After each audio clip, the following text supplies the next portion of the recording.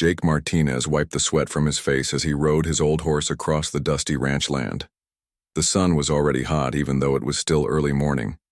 His cattle were spread out across the dry ground looking for any bit of grass they could find. The drought had been going on for 2 years now, and Jake was running out of money fast. He had inherited this ranch from his father 3 years ago. Back then he thought he could make it work, but everything seemed to go wrong. First, the prices for beef dropped, then the drought came, and now the bank was sending him letters every week. Jake only had 12 cows left from the original 50 his father had owned. As Jake rode toward the old mesa that marked the edge of his property, he saw something strange. 2 figures were sitting against the red rocks in the distance. At first, he thought they might be hikers who had gotten lost, but as he got closer, he realized these were not ordinary people. The 2 women were sitting perfectly still with their backs against the sandstone cliff. They were much taller than any people Jake had ever seen. Even sitting down, they looked like they were at least 8 feet tall. Their skin was bronze-colored, and they wore traditional Apache clothing that seemed to shimmer in the morning light. Jake stopped his horse about 20 feet away from them. He did not know what to say. The women had been watching him approach, but neither of them had moved or spoken. Their dark eyes seemed to look right through him like they could see things he could not. The older woman spoke first. Her voice was clear and strong. "We have been waiting for you, Jake Martinez. Your bloodline carries the old promises." Jake felt his heart jump. How did this woman know his name? He had never seen either of these women before in his life. The younger woman remained silent, but her eyes never left Jake's face. "I'm sorry, but do I know you?" Jake asked. His voice came out weaker than he wanted it to. The older woman smiled. "My name is Luna. This is my sister Kaya. We are the last of our kind, and we have been waiting for you for a very long time." Jake looked around to see if there were any vehicles nearby, but he saw nothing. How had these women gotten all the way out here? The nearest road was 5 miles away, and they did not look like they had been walking in the desert. "I don't understand," Jake said. "What do you mean you've been waiting for me?" Luna stood up, and Jake had to tilt his head back to look at her face. She was definitely over 8 feet tall, and her presence made Jake feel small, but she did not seem threatening. There was something ancient and wise in her eyes. "Your great-great-grandmother was Maria Santos," Luna said. "She made a pact with our people many years ago, a promise that has been passed down through your family line." Jake knew about Maria Santos from family stories. She had been a strong woman who had helped settle this land back in the 1800s, but he had never heard anything about any pact or promise. "What kind of pact?" Jake asked. Kaya finally spoke. Her voice was deeper than her sister's and seemed to carry the sound of distant thunder. "The kind that keeps dark things sleeping. The kind that protects your world from enemies you cannot imagine." Jake felt a chill run down his spine despite the heat of the morning sun. These women were not normal. Everything about them seemed otherworldly. Their clothes moved in the wind, but there was no wind. Their eyes held depths that spoke of centuries, not decades. "I think there's been some mistake," Jake said. "I'm just a rancher. I don't know anything about any pact or promises." Luna stepped closer to Jake's horse. The animal should have been nervous around strangers, but instead it seemed calm. "The blood knows even when the mind does not. You have felt it, haven't you? The pull toward this place. The dreams of things you cannot name." Jake wanted to deny it, but he could not. Ever since his father had died, he had been having strange dreams. Dreams of lights in the sky and voices calling his name. Dreams of this very mesa and caves hidden beneath the ground. He had always thought they were just stress from trying to save the ranch. "How do you know about my dreams?" Jake asked. "Because the awakening has begun," Kaya said. "The old enemy stirs. They sense that the guardians have returned. Soon they will come looking for what was hidden long ago." Jake dismounted from his horse. His legs felt shaky, but he needed to be on the same level as these women, even if they still towered over him. "What was hidden?" "What are you talking about?" Luna looked toward the mesa behind her. "Something that should never have been made. Something that can unmake worlds if it falls into the wrong hands. Your ancestor helped Us hide it, and now you must help us keep it hidden. Or watch everything you know disappear, Kaya added. Jake ran his hands through his hair. This was all too much. Yesterday his biggest worry had been paying the feed bill. Now these giant women were telling him about ancient pacts and hidden dangers. I need proof, Jake said. I need to understand what's really going on here. Luna smiled again. You will have your proof soon enough. Tonight when the moon rises, look toward the trees around this mesa. Count the eyes that watch you. Then you will begin to understand. The two sisters began walking toward the mesa. Jake wanted to follow them, but something held him back. As they reached the rocks, they seemed to fade into the stone itself. One moment they were there, and the next, they were gone. Jake stood alone, in the desert with only his horse for company. He looked at the mesa but saw no sign of where the women had gone. No caves or openings in the rock face. Nothing to show they had ever been there at all. He rode back to his small house thinking about what had happened. Part of him wanted to believe it had all been a dream brought on by the heat. But the conversation had been too real, too detailed. And those eyes, those ancient knowing eyes that seemed to see straight through to his soul. That evening, Jake sat on his porch looking toward the mesa. The moon was rising and the desert was quiet. He thought about Luna's words about counting eyes in the trees. There were no trees around the mesa, just scrub brush and cactus. But as the moonlight grew stronger, Jake began to see them, points of light in the darkness. Amber-colored and glowing softly. They were arranged in a circle around the mesa like sentries standing guard. Jake began counting, and his blood ran cold. There were 60 eyes watching him from the darkness. Jake did not sleep that night. Every time he closed his eyes, he saw those 60 amber lights staring at him from the darkness. He kept getting up to look out his window, but when he did, the lights were gone.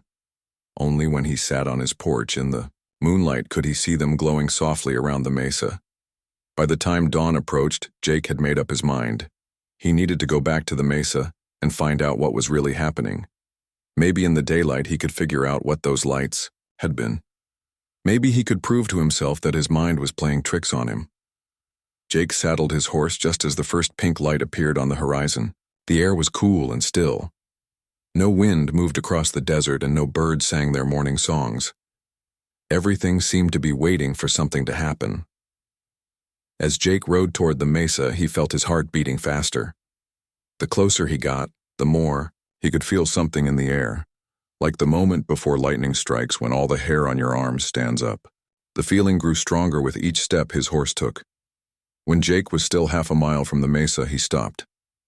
What he saw made his mouth go dry. The 60 pairs of eyes were still there, but now he could see them clearly in the growing daylight. They were not human eyes at all. The watchers stood perfectly still among the scrub brush and cacti. They were tall and thin with gray skin that seemed to blend with the rocks and shadows. Their amber eyes never blinked and never looked away from Jake. They formed a perfect circle around the mesa with exactly the same distance between each one. Jake wanted to turn around and ride home as fast as his horse could carry him.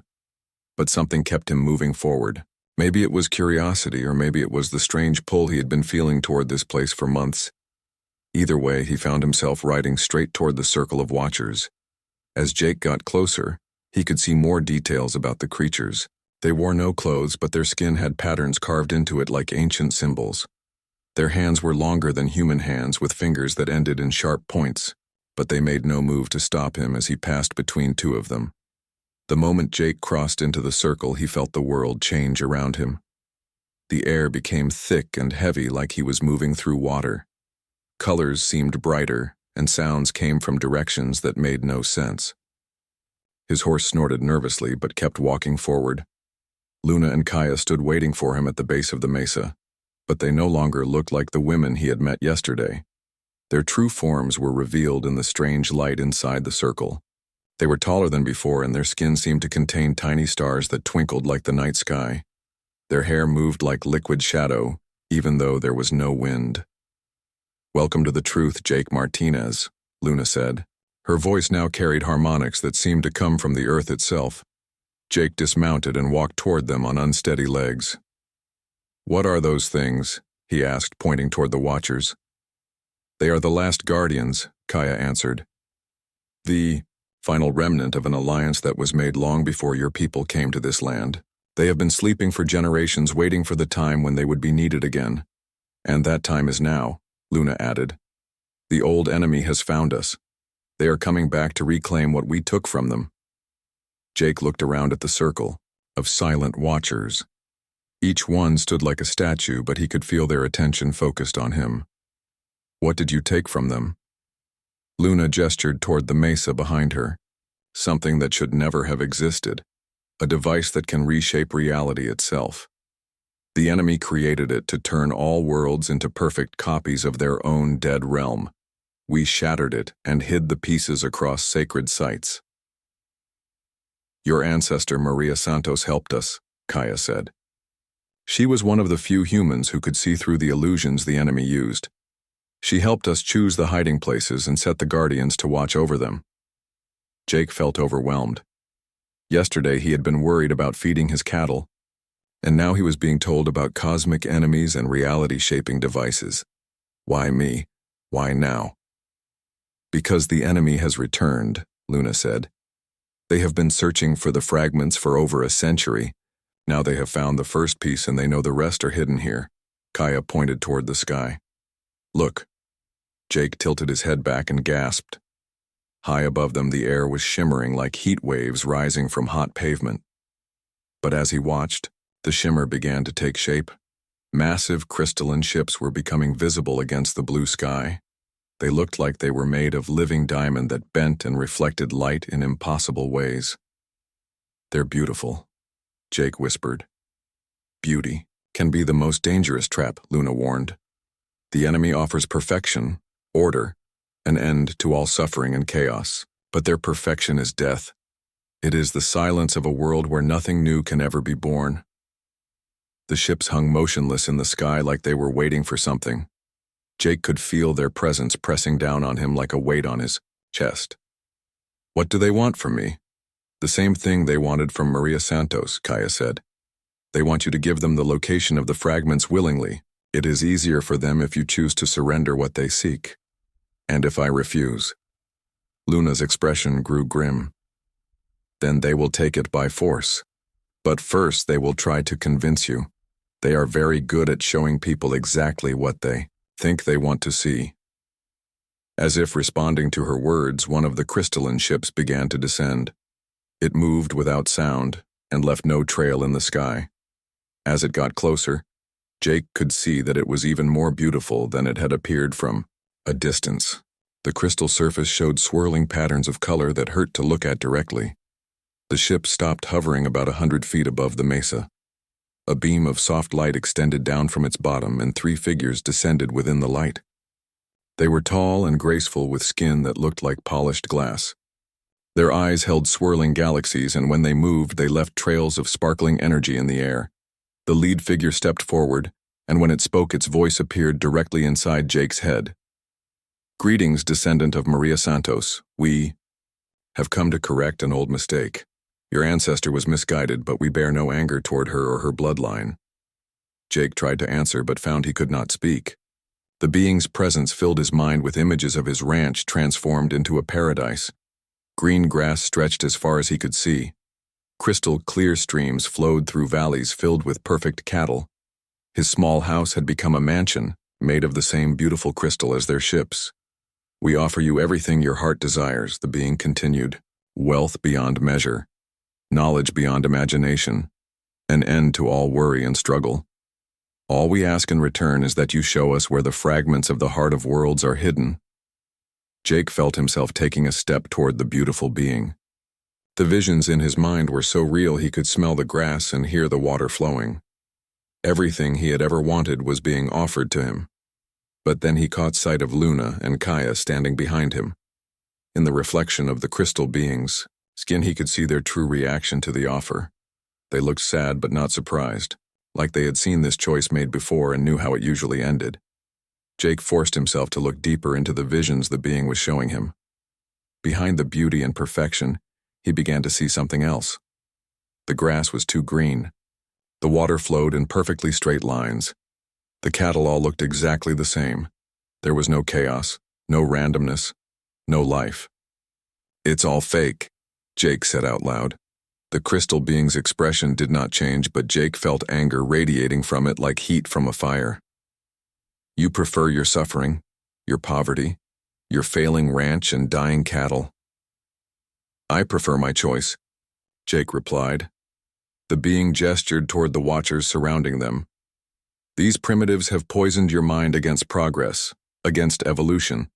We offer your species a chance to become something greater." Jake looked at the 60 guardians standing silent and still around the mesa.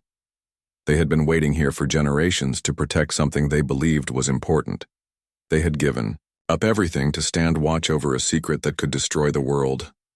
"No," Jake said simply, the crystal being tilted its head. "Then you choose war." The crystal beings rose back into their ship without another word. Jake watched the vessel disappear into the shimmering air above. The silence that followed felt heavy and dangerous, like the calm before a terrible storm. Luna placed her massive hand on Jake's shoulder. "You chose well, but now the real work begins. Come. There are things you must see before they return." She led Jake toward the mesa while Kaya spoke to the watchers in a language that sounded like wind moving through stone. The gray-skinned guardians began to move for the first time since Jake had seen them. They spread out across the desert, taking defensive positions behind rocks and in gullies. "Where are we going?" Jake asked as they approached what looked like solid rock. "To see your true inheritance," Luna replied. She pressed her hand against the mesa wall and the stone began to glow with soft blue light. Lines of energy spread outward from her touch, forming patterns that looked like a map. The rock face shimmered and became transparent, showing a passage that led deep into the earth. Jake followed Luna into the tunnel with his horse trailing behind. The walls were covered with paintings that seemed to move in the blue light. He saw images of his ancestor Maria Santos working alongside beings like Luna and Kaya. He saw pictures of the crystalline ships arriving from the sky and the war that followed.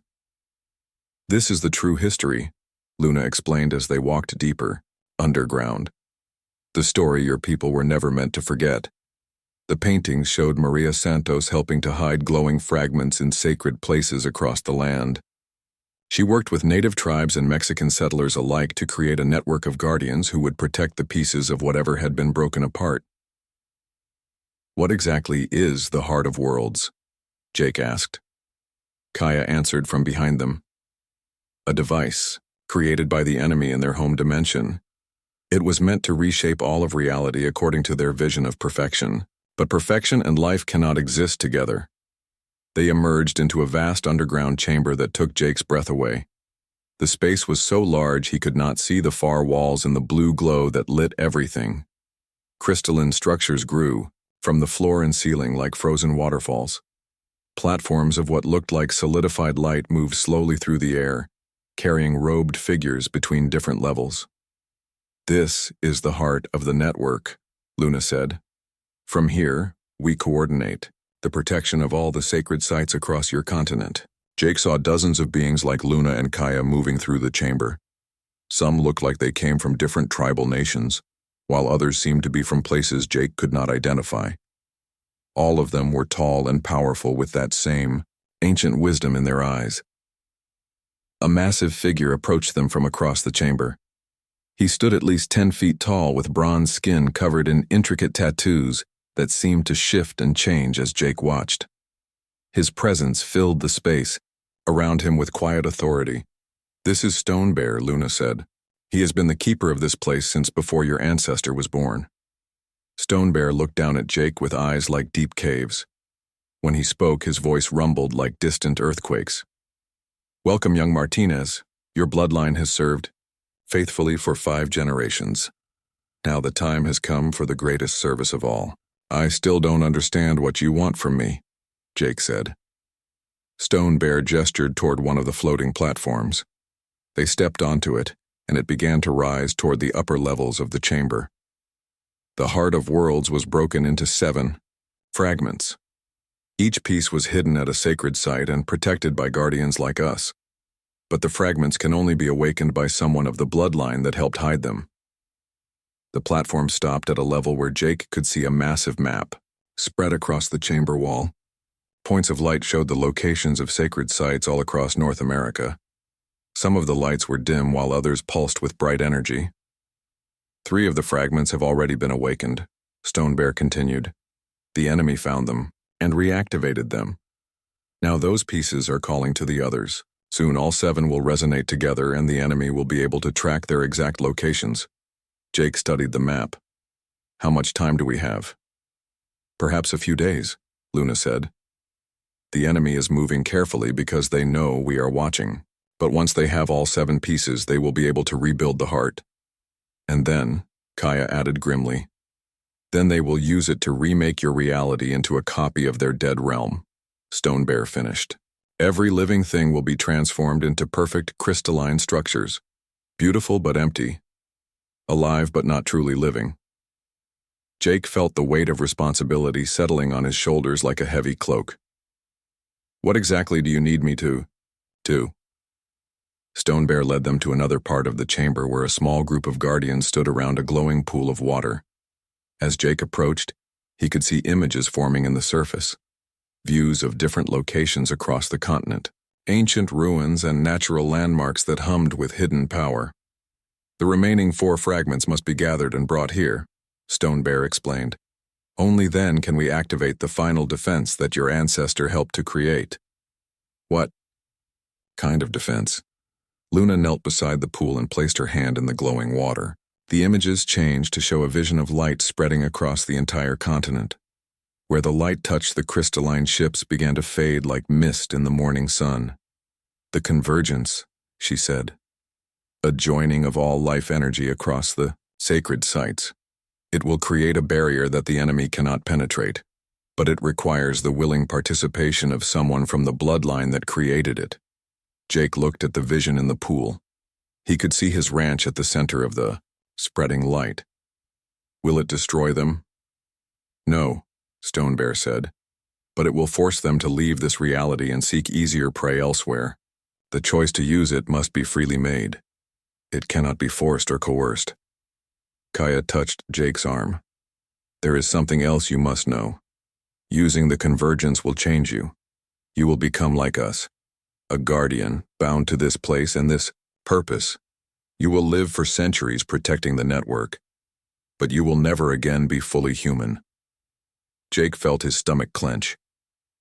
And if I choose not to do it? Then the enemy will eventually gather all the fragments, Luna said quietly. They will rebuild the heart of worlds and transform this reality into their vision of perfection. Every person you have ever known will become a crystal statue. Beautiful but empty. Alive but not living. The chamber suddenly shook as a deep rumbling sound echoed from above. Stone Bear moved to the pool and passed his hand over the water. The surface showed images of the desert around Jake's ranch. Crystalline ships were landing and spider-like machines were emerging from their holds. They grow impatient, Stone Bear said. The harvesting has begun. Jake watched in horror as the spider machines moved across his land. Everything they touched turned to crystal. His few remaining cattle became perfect statues. His weathered fence posts became gleaming works of art. Even the weeds and cactus were transformed into beautiful but lifeless sculptures. They're destroying everything, Jake whispered. They're perfecting it, Luna corrected. In their minds they are making improvements, removing all the chaos and randomness that makes life possible. Jake made his decision. Tell me what I need to do. Stone Bear smiled for the first time since Jake had met him. First, we must get you to the surface.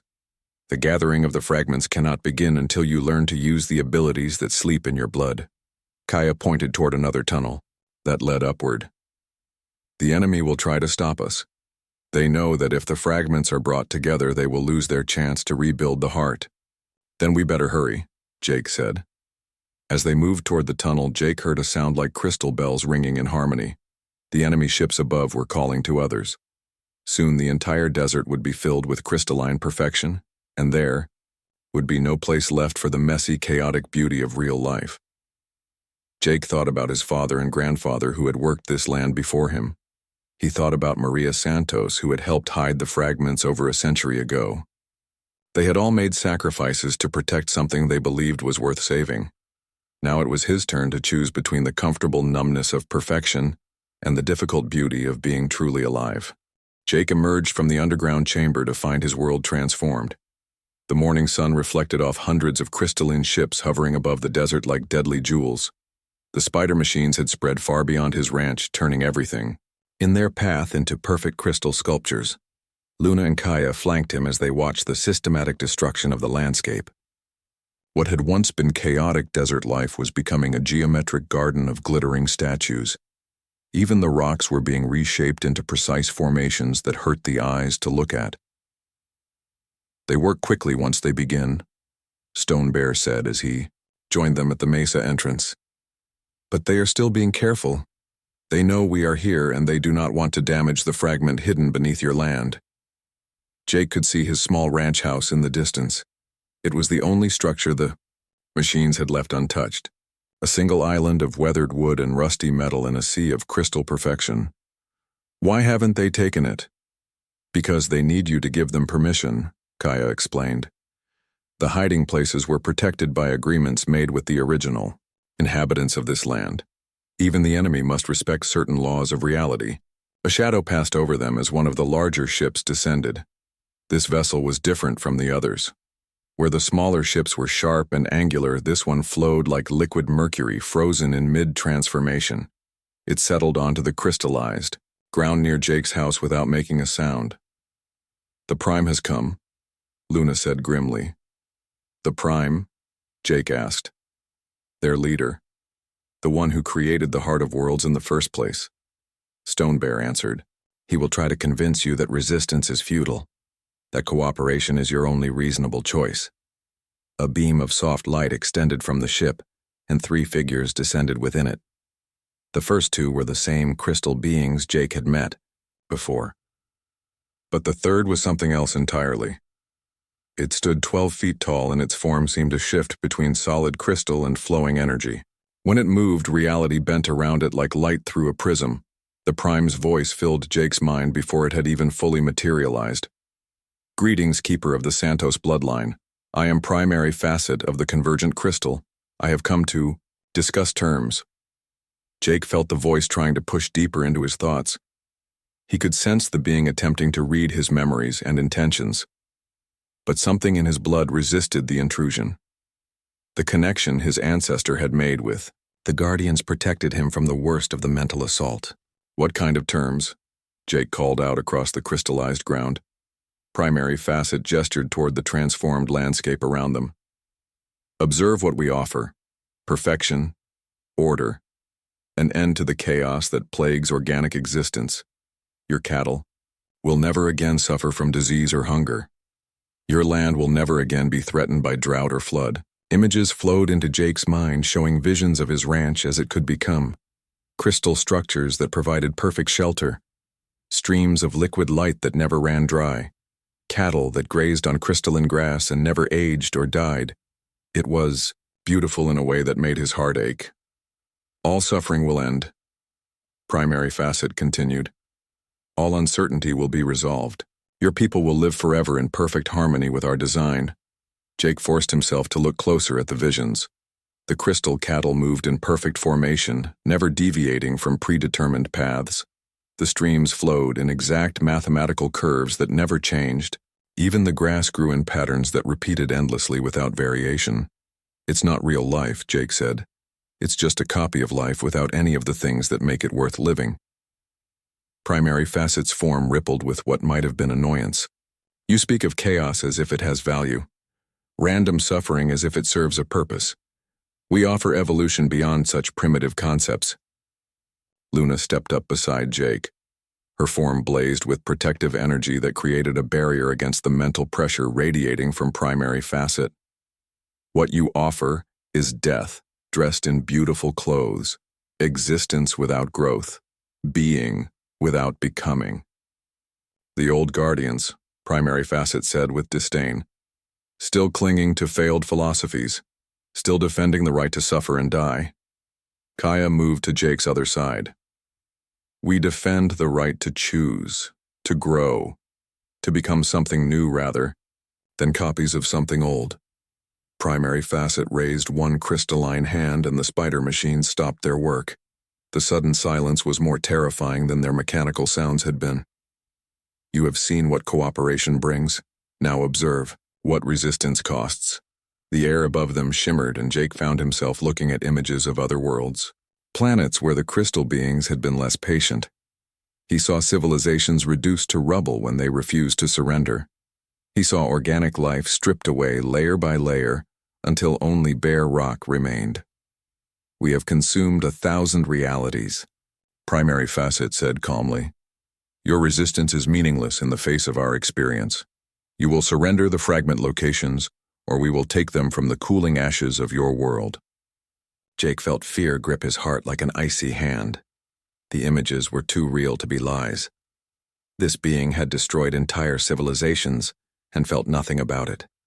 Earth was just another obstacle to be overcome. But then he remembered something Stone Bear had said in the underground chamber. The enemy needed cooperation because of the agreements made when the fragments were hidden. They could destroy the world, but they could not break the ancient laws that protected the hiding places.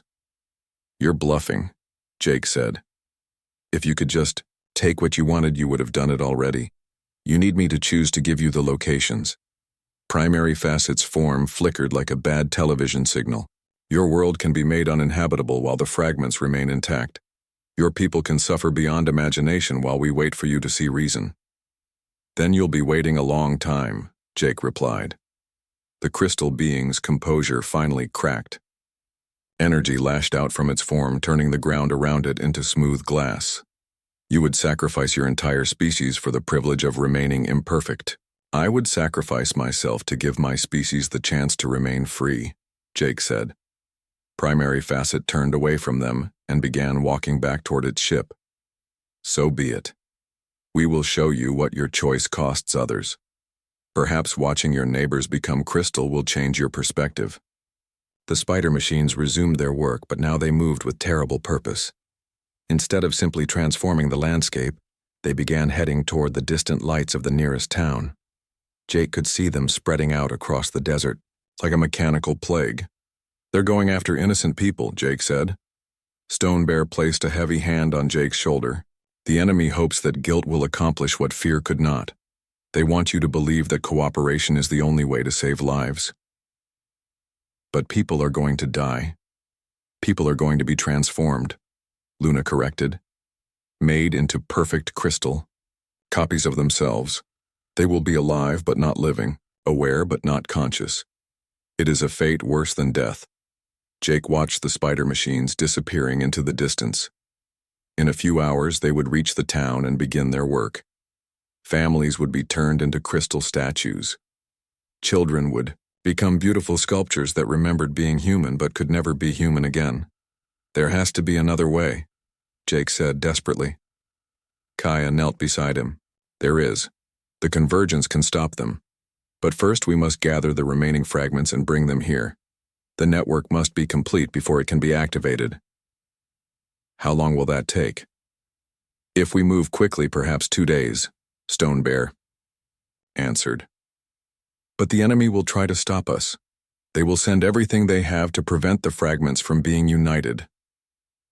Jake looked at his crystallized ranch. His father's weathered house stood alone in a field of glittering perfection. Everything his family had built over 3 generations had been transformed into something beautiful and empty. Then we better get started, he said. Primary Facet's ship rose into the air and hovered above them like a crystal mountain.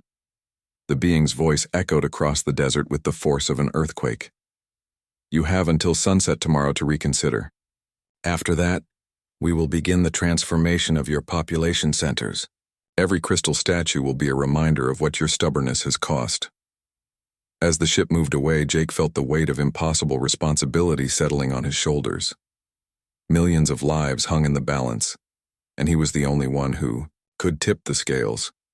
He thought about his ancestor Maria Santos and wondered if she had felt this same crushing burden when she first agreed to help hide the fragments. She made the right choice, Luna said quietly, as if reading his thoughts. And so will you. Jake hoped she was right because he was quickly running out of time to prove it. Jake's refusal to surrender brought swift consequences. Within hours, the crystal ships had spread across the entire region like a plague of jeweled locusts. The spider machines worked in perfect coordination, turning everything they touched into crystalline perfection. From his position on the mesa, Jake could see the lights of 3 different towns in the distance. The nearest was only 15 miles away, and the spider machines were already halfway there. At their current pace, they would reach the first houses before midnight. "We have to stop them," Jake said as he watched the mechanical army advance. Stone. Bear stood beside him, studying the enemy formations. "The machines are only the beginning. Primary Facet is testing our defenses while preparing for a larger assault. Soon he will bring the full force of his fleet against us." As if summoned by the Guardian's words, more ships began materializing in the sky above them. These vessels were larger than the scouts and carried weapons that crackled with dangerous energy. Jake counted over 50 ships before he stopped trying to keep track. "How many of them are there?" he asked. "As many as needed," Luna replied grimly. "They have the resources of 1,000 conquered realities behind them. We have only what remains of the ancient network." Kaya pointed toward the desert around the mesa. "But we are not defenseless." Jake looked where she indicated and saw the 60 watchers emerging from their hiding places. But they were no longer alone. More figures were rising from the crystallized ground like plants growing in fast motion. Some looked like the gray-skinned Guardians, while others were clearly from different peoples and times. "The network awakens," Stonebear explained. "Sacred sites across the continent are responding to the threat. Guardians who have slept for generations are returning to active duty." Jake watched in amazement as hundreds of warriors materialized from what had seemed like empty desert. They came in all shapes and sizes, but they all moved with the same purposeful grace. Some carried weapons of crystal and light, while others seemed to be weapons themselves. "Your ancestor helped create this," Luna said. When Maria Santos agreed to hide the fragments, she also helped establish the Guardian network. Each sacred site became a fortress, each Guardian a soldier in a war that spanned centuries. A new sound echoed across the desert as the crystal ships began their attack. Beams of energy lanced down from the hovering vessels, striking the mesa with enough force to shake the ground. But instead of being destroyed, the ancient rock absorbed the energy and redirected it into the underground network. "The mesa is a focusing crystal," Stonebear said as the blue light spread through channels carved into the rock face. "It gathers energy from attacks and distributes it to the defenders. The harder they strike us, the stronger we become." Jake felt the power flowing through the stone beneath his feet. It was like standing on top of a giant battery that was being charged by the enemy's own weapons. The sensation was both terrifying and exhilarating, but the ships were not the only threat. The spider machines had reached the edge of the nearest town and begun their terrible work. Jake could see the lights going out one by one as perfect crystal structures replaced humble human buildings. Soon the transformation would reach the residential areas where families were sleeping peacefully in their beds. "I have to do something," Jake said. "I can't just stand here and watch them turn innocent people into statues." Luna placed her hand on his arm. "Your guilt will not save them. Only completing the convergence can stop what has been set in motion. Then, let's start gathering the fragments." Stonebear nodded toward the underground chamber. "The other Guardians are already moving toward the sacred sites. But you must learn to use your abilities before you can awaken the fragments. The blood knows, but the mind must be taught." They descended back into the crystal-lit chamber where Jake saw a flurry of activity. Dozens of Guardians were preparing for departure to distant locations. Some stepped onto platforms of light that carried them into tunnels leading in different directions. Others simply faded away like they were teleporting to their destinations. "Each fragment is hidden in a different way," Stonebear explained as he led Jake to a circular platform surrounded by glowing symbols. "Some are buried beneath ancient ruins. Others are woven into the living rock of sacred mountains. One has been growing inside a tree for over a century." Jake stepped onto the platform and immediately felt energy flowing up through his feet. The symbols around the edge began to pulse in rhythm with his heartbeat. "What am I supposed to do?" Kaya approached carrying what looked like a staff made of crystallized starlight. The fragments call to those of the bloodline, but they must be awakened by someone who understands their true purpose. You must learn to hear their song. She handed Jake the staff, and he felt his consciousness expand like a flower opening to the sun. Suddenly, he could sense points of light scattered across the continent. Each one pulsed with a different rhythm and tone, creating a complex melody that spoke of hidden power. "I can hear them," Jake whispered in amazement. "4 remain hidden," Luna said, pointing to different areas on a map that appeared in the air above them.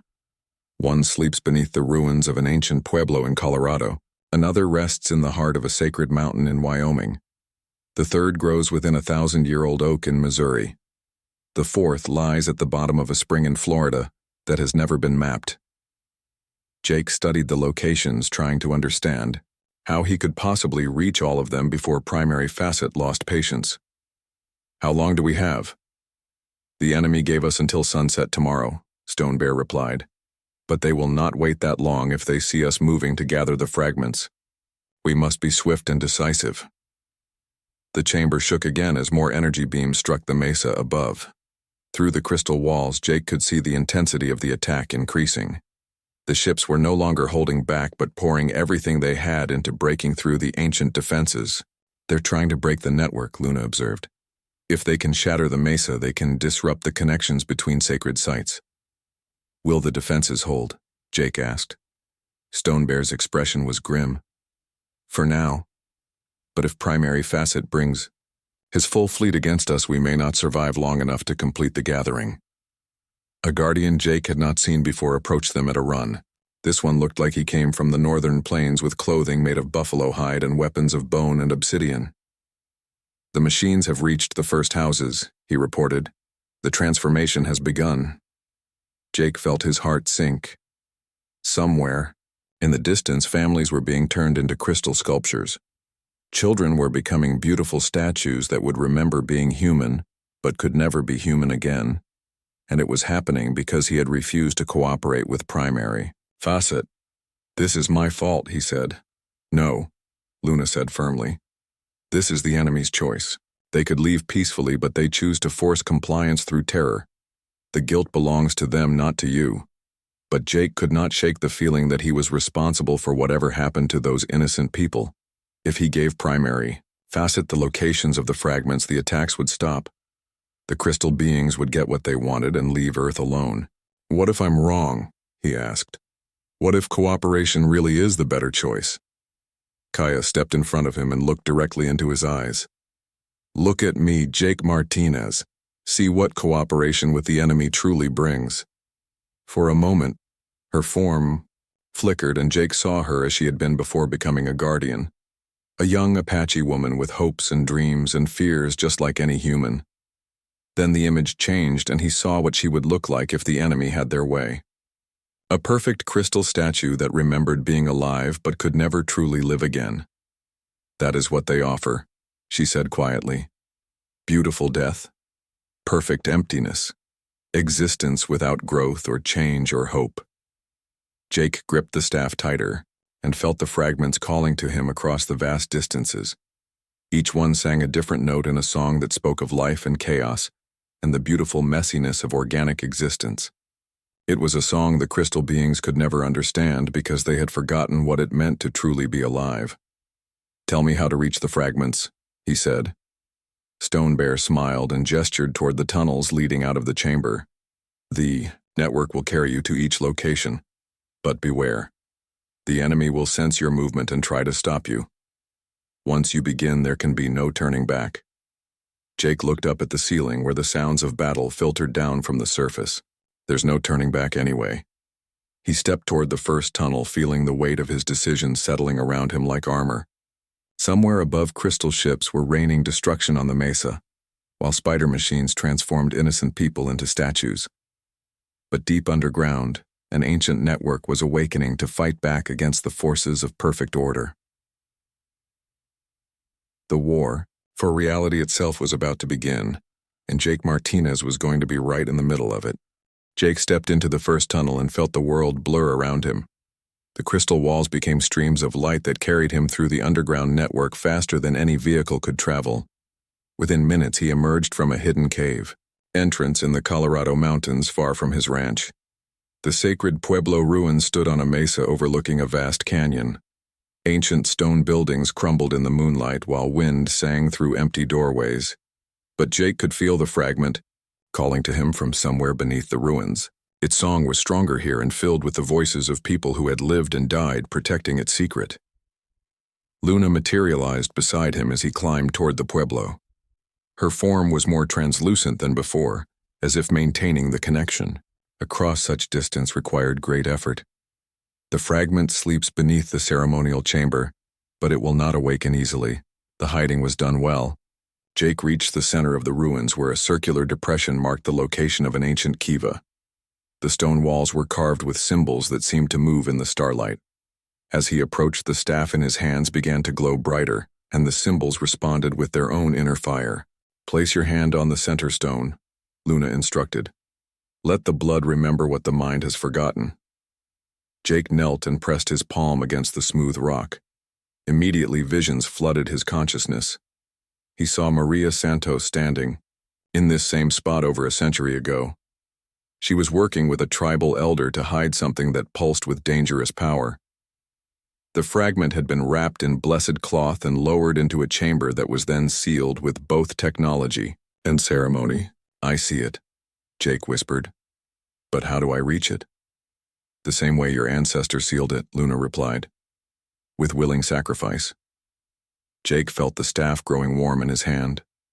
The starlight trapped within its crystal structure began to flow into his body, filling him with energy that felt like liquid fire in his veins. He understood now what the Guardians had tried to tell him.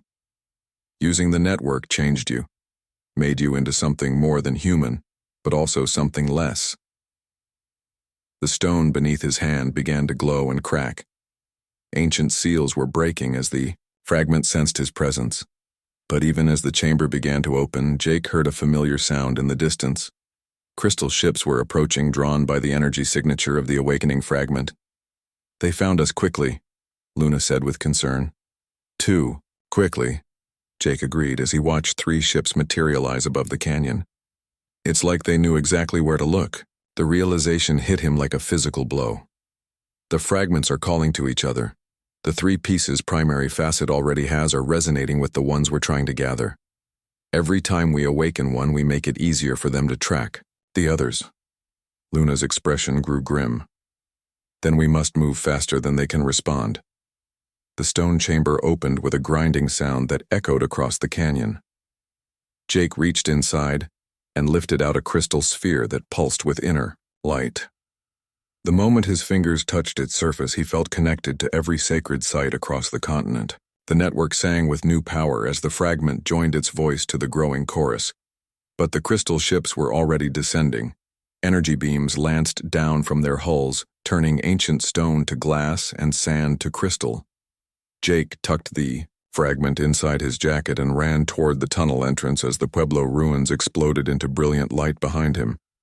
The underground transport carried him to Wyoming, where a sacred mountain pierced the sky like a stone arrow. The second fragment rested in a cave near the summit, where generations of vision seekers had come to commune with the spirits. Jake could feel it singing to him as he climbed the treacherous path in darkness. Kaya met him at the cave entrance. Like Luna, her form was becoming more translucent as the network strained to maintain connections across such vast distances. "The enemy has learned to track the resonance patterns. They will reach each location faster than before." Jake entered the cave and found the second fragment embedded in a wall of sacred crystal that had grown around it over the decades. Removing it required him to place both hands on its surface and let the mountain's power flow through him. Experience left him feeling like his bones were made of lightning, and his blood was liquid starlight. As they emerged from the cave, Jake saw a dozen crystal ships converging on the mountain. The enemy was no longer content to send scouts.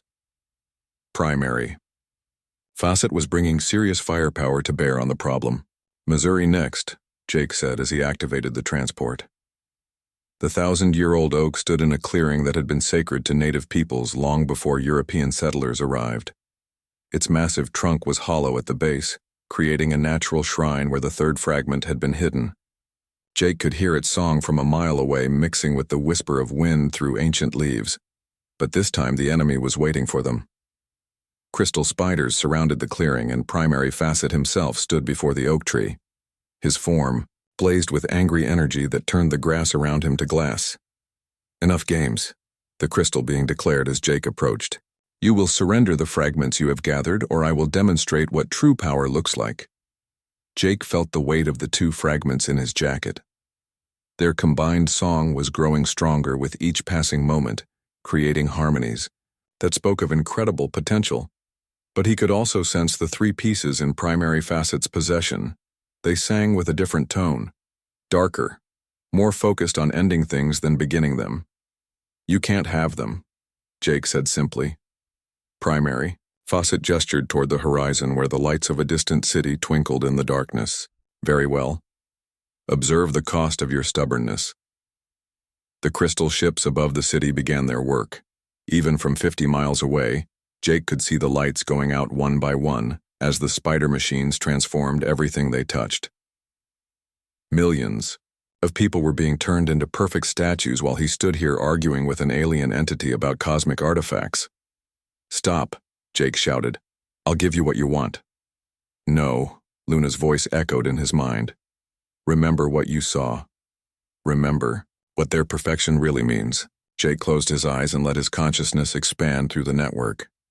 He could sense the transformed city in the distance. The buildings were beautiful crystalline structures that would last forever.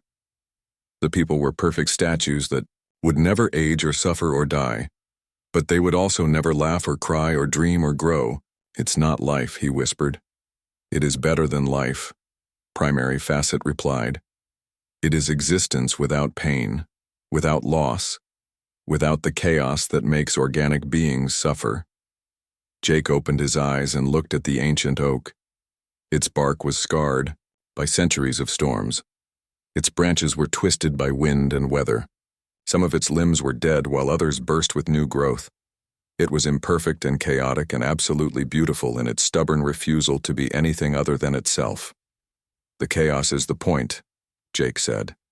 "The struggles and imperfections and random chances. That's what makes life worth living." He pressed his hand against the oak's trunk and felt the third fragment respond to his touch. The crystal sphere emerged from the wood like a fruit falling from a branch. As Jake caught it, the combined song of all three fragments created a harmony that made Primary Facet stagger backward. "You understand nothing," the crystal being snarled. "Your primitive attachment to suffering will be your extinction." The ships above began firing, but their energy beams were absorbed by the oak's ancient power and redirected into the earth. Jake felt the transport tunnel opening beneath his feet and stepped into it as crystal spiders closed in from all sides. The final fragment waited in Florida at the bottom of a spring that had been sacred to the Seminole people. As Jake descended, through water that glowed with its own inner light, he could feel all four fragments singing together. Their combined energy was building toward something that made the space around him vibrate with potential. But when he emerged from the spring with the fourth fragment in his hands, Jake found that the world above had changed. Crystal ships filled the sky like stars, and the transformation of the surrounding landscape was nearly complete. Only the sacred spring remained untouched by the enemy's perfection. "You are too late," Primary Facet's voice echoed across the crystallized swampland. "While you gathered your primitive artifacts, we completed the transformation of your population centers. Millions now exist in perfect crystal harmony." Jake looked at the four fragments he carried. Their song was incredibly powerful, but he could sense that it was still incomplete. 3 more pieces remained in Primary Facet's possession, and without them the convergence could not be activated. "Give me the other 3, Jake called out. Primary Facet's laughter was like crystal bells shattering. "Why would I surrender victory when it is already mine? Your people are transformed. Your resistance is ended. Soon you will join them in perfect crystalline eternity." But Jake was beginning to understand something that Primary Facet had missed. The fragments were not just calling to each other. They were calling to everyone and everything connected to the sacred network, the guardians, the watchers, the ancient sites, and most importantly, the people who had been transformed, but not truly conquered. Deep in the crystal cities, Jake could sense something stirring. The statues were perfect, but the souls within them were not. Jake felt the change beginning as soon as the fragment song reached the transformed cities. Millions of crystal statues across the continent started to glow with soft inner light. They could not move or speak, but their consciousness was awakening. To the call of the sacred network, Primary Facet sensed it too. His crystalline form blazed with alarmed energy as he realized what was happening. This is impossible. The transformation process eliminates individual will. They are part of the collective perfection now. You underestimated humans, Jake said, as he felt the network expanding beyond anything the ancient guardians had ever imagined. We're too stubborn to stay perfect even when you force us to be. The 4 fragments in Jake's possession were resonating so powerfully now that the air around him shimmered like heat waves. Their song was being answered by countless voices from the crystal cities. People who had been turned into statues were finding ways to connect their consciousness to the sacred sites through sheer force of will. Luna and Kaya materialized beside Jake at the edge of the spring. Their forms were now blazing with energy, drawn from the expanding network. The convergence is beginning, Luna said with wonder in her voice, but not the way we planned it. The transformed people are becoming part of the network themselves, Kaya added. Their crystalline forms are acting like focusing crystals for the fragment energy. Jake understood what they meant. The enemy had accidentally created the perfect amplification system for the sacred network. By turning millions of people into crystal, they had given the fragments more power than ever before. The song that had once connected only the sacred sites now reached into every transformed city and town. Primary Facet raised his hands, and the 3 fragments in his possession began to glow with dark energy. If I cannot have perfect order, then I will have perfect entropy. The heart of worlds can destroy as easily as it creates. The crystal being began combining his 3 fragments into a single device that pulsed with dangerous power. Jake could feel the destructive energy building, like a storm about to break. If Primary Facet completed the dark convergence, he could unravel reality itself, rather than simply transforming it. We have to stop him, Jake said. Stonebear's voice echoed through the network from the mesa in New Mexico. The choice is yours, young Martinez. Use the 4 fragments to begin the true convergence or watch the enemy tear apart the fabric of existence itself. Jake looked at the fragments in his hands. Their song was building toward a crescendo that would either save the world or destroy it. He could feel the weight of every transformed life depending on his decision. Millions of crystal statues waiting for freedom. Countless guardians ready to sacrifice everything for the chance to preserve organic chaos against perfect order. What happens to me if I do this? Jake asked. You will become the heart of the network, Luna said quietly. A living connection between all the sacred sites.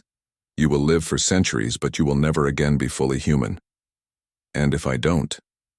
Kaya gestured toward Primary Facet, who was nearly finished combining his fragments. Then the enemy tears reality apart and nothing we know will survive.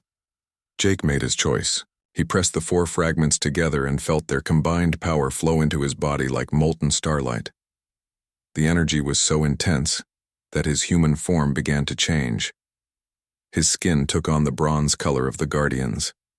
His eyes filled with the depth of centuries. His connection to the sacred network became as real as his connection to his own heartbeat. The moment the fragments united, the convergence exploded outward from the Florida spring. A wave of transformative energy raced across the continent at the speed of thought.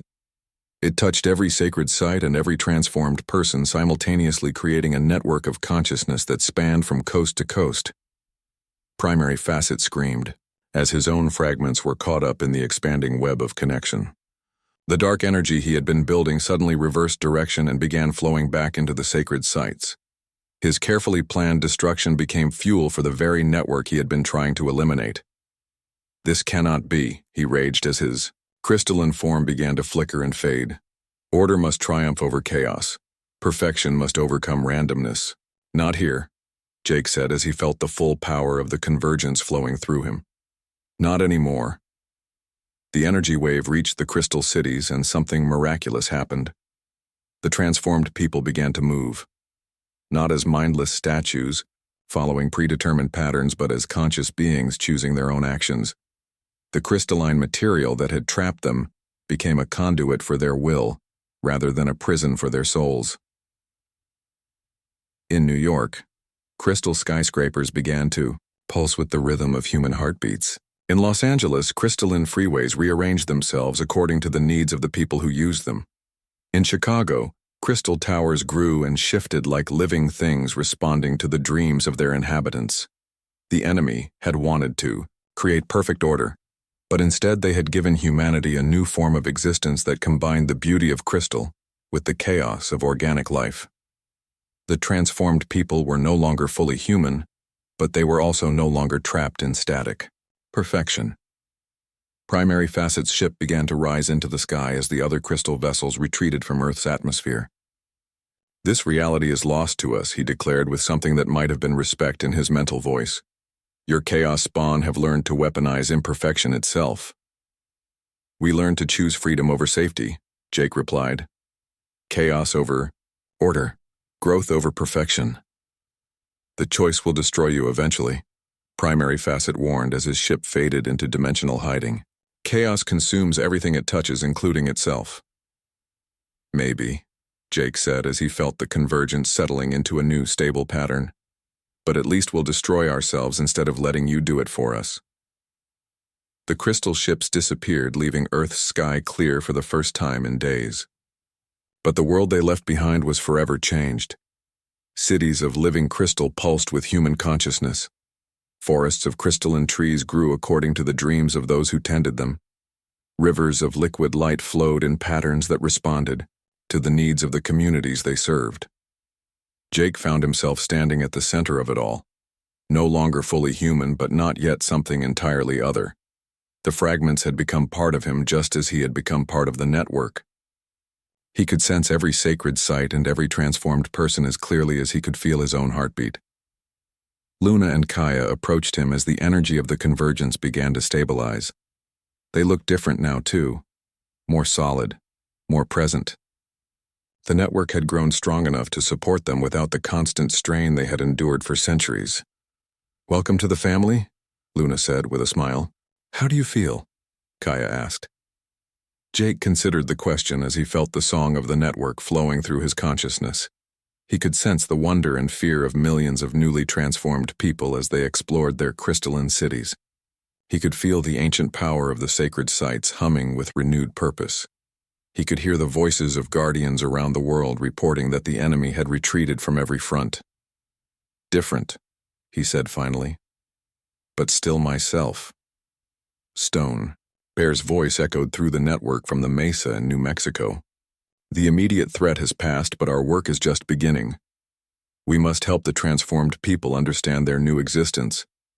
We must rebuild the connections between sacred sites that were damaged in the fighting. Most importantly, we must prepare for the day when the enemy returns." "They'll be back," Jake asked. "Eventually," Luna confirmed. "They have consumed 1,000 realities and they will not give up easily. But next time they will find us ready for them." Jake looked out over the crystalline landscape that had once been his ranch.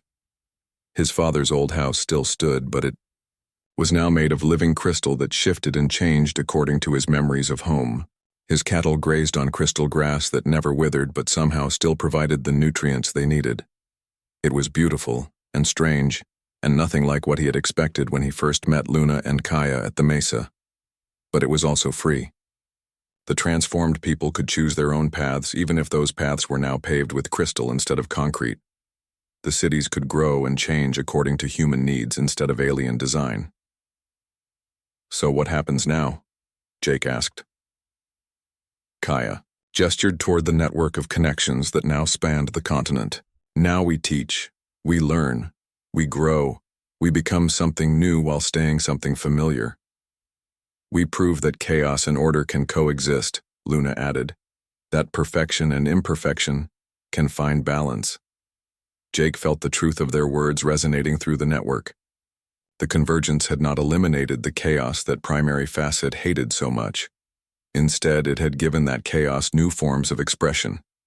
The crystalline cities were orderly, but their order served human dreams rather than alien design. As the sun rose over the transformed landscape, Jake realized that he had found something he had not expected.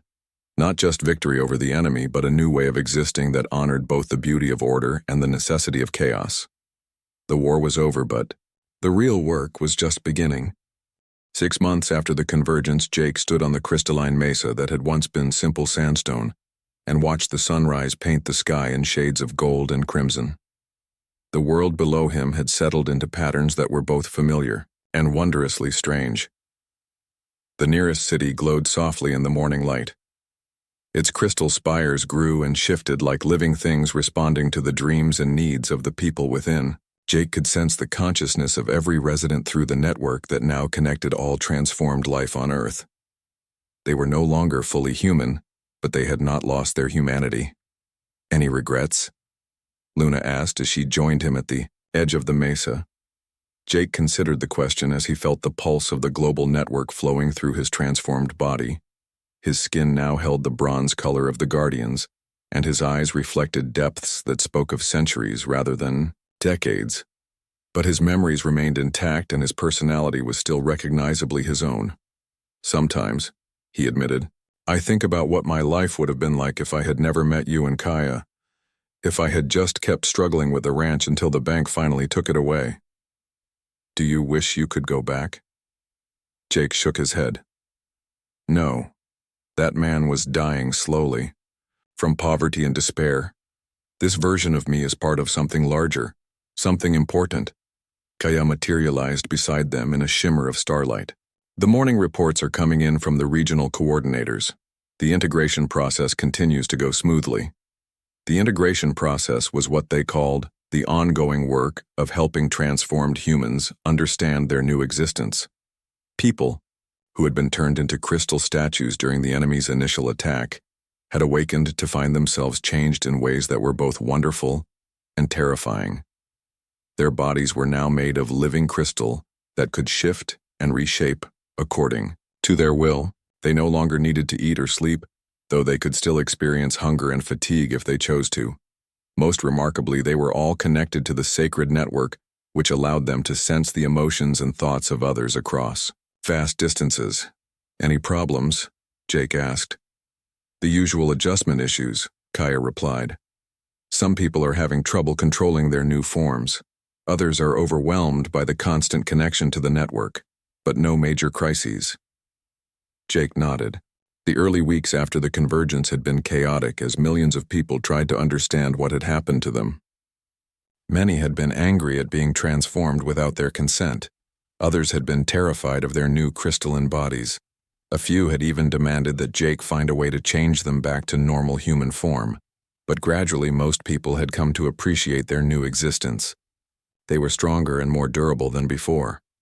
They could communicate across vast distances through the network. Most importantly, they were free to choose their own paths instead of being trapped in the static perfection the enemy had originally imposed. "What about the children?" Jake asked. Luna smiled. "They adapt the fastest. The young ones who were transformed seem to think their new bodies are perfectly normal. They play games that involve reshaping their crystal forms and communicate through the network as easily as they once used their voices." Jake felt a warm pulse of satisfaction through the network. Children were the future of this new form of human existence. If they could grow up thinking of their crystalline bodies as normal, then perhaps the next generation would be fully comfortable with their transformed nature. "Any word from the other continents?" he asked. Stone Bear's voice echoed through the network from his position at the mesa's heart. "The European sites report successful integration with their transformed populations. Asia is still working through some cultural resistance, but progress is being made. Africa and Australia are ahead of schedule with their network connections." The convergence had spread beyond North America in the months following Primary Facet's defeat. Every continent now had its own network of sacred sites connected to transformed human populations. The Guardians worked to coordinate between regions while respecting the unique cultural approaches each area brought to their new existence. And the enemy, Jake asked, though he already knew the answer through his connection to the global watch network. No sign of them, Kaya replied. Our deep space monitors detect no crystal ship activity in this reality. Primary Facet seems to have kept his word about seeking easier prey elsewhere. Jake hoped that was true, but he knew the enemy would return eventually. They had consumed 1,000 realities and would not give up on this one simply because their first attempt had failed. When they came back, they would be better prepared and more determined to succeed, but Earth would be ready for them. The network grew stronger every day as more people learned to use their transformed abilities. New sacred sites were being established, in locations that had never held ancient power. The boundary between the natural and the crystalline was becoming beautifully blurred. I want to visit the ranch, Jake said. Luna and Kaya exchanged glances. Jake rarely left the mesa these days. His role as the heart of the network required him to remain connected to the central node most of the time, but occasionally he felt the need to return to his roots. The transport carried him through underground tunnels that now extended across the entire continent. Within minutes, he emerged from a hidden entrance near what had once been his family's small cattle ranch. The transformation here was particularly striking because he remembered so clearly what it had looked like before.